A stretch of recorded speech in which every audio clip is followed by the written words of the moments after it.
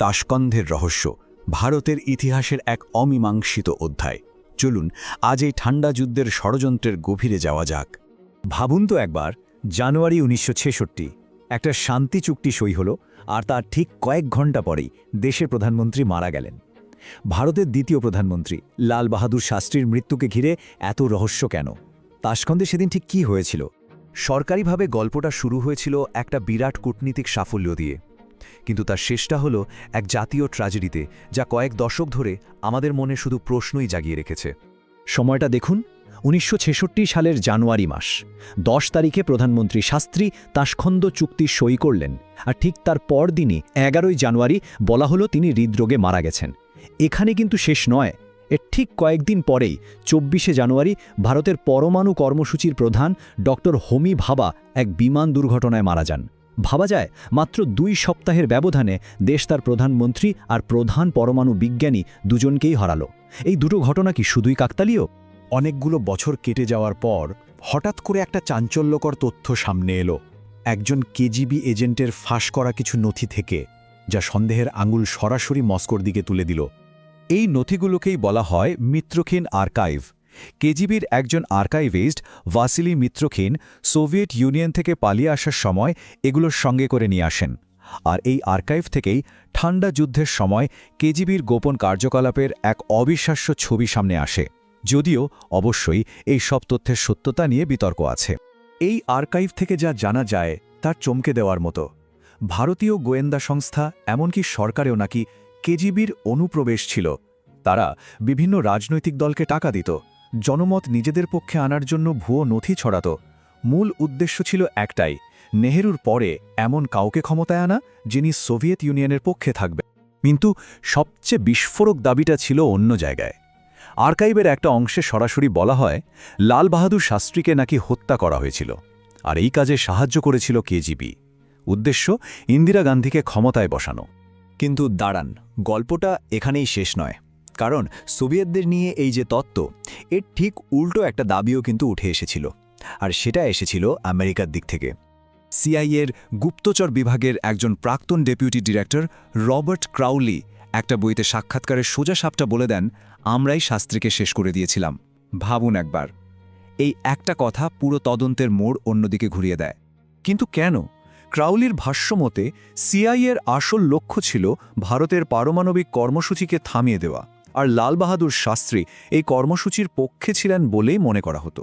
ক্রাউলির দাবি অনুযায়ী সিআইএ কোনোভাবেই চায়নি ভারত পরমাণু শক্তিধর হোক।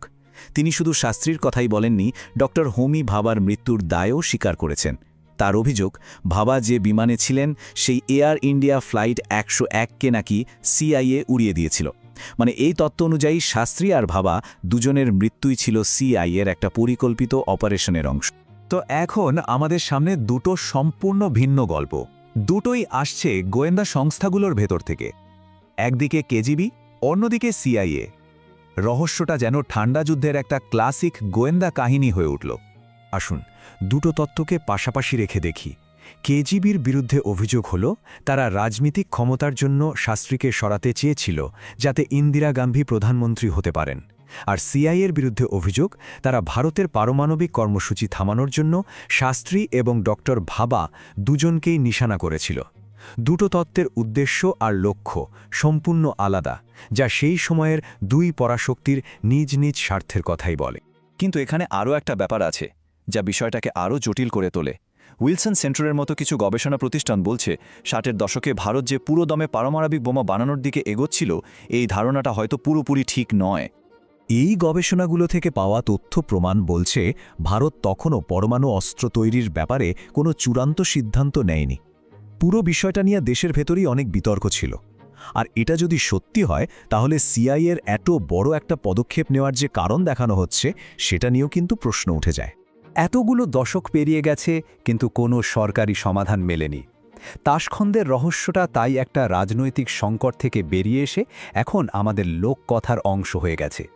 শাস্ত্রীর মৃত্যুকে ঘিরে এই যে এত প্রশ্ন, এত রহস্য, এ সব কিছু নিয়েই 2019 সালে একটা সিনেমাও তৈরি হয়েছিল, দ্য তাশকন্দ ফাইলস। মজার ব্যাপার হলো এই সিনেমার চিত্রনাট্য লেখার জন্য সেই বইগুলোকেই ব্যবহার করা হয়েছিল যেগুলো নিয়ে আমরা কথা বলছি, যেমন ধরুন কনভারসেশনস উইথ দ্য ক্রো বা মিত্রক্ষীণ আর্কাইভ। মানে যে পরস্পর বিরোধী ষড়যন্ত্র তত্ত্বগুলো বাস্তবে রয়েছে, সিনেমাতেও সেগুলোকেই তুলে ধরা হয়েছে।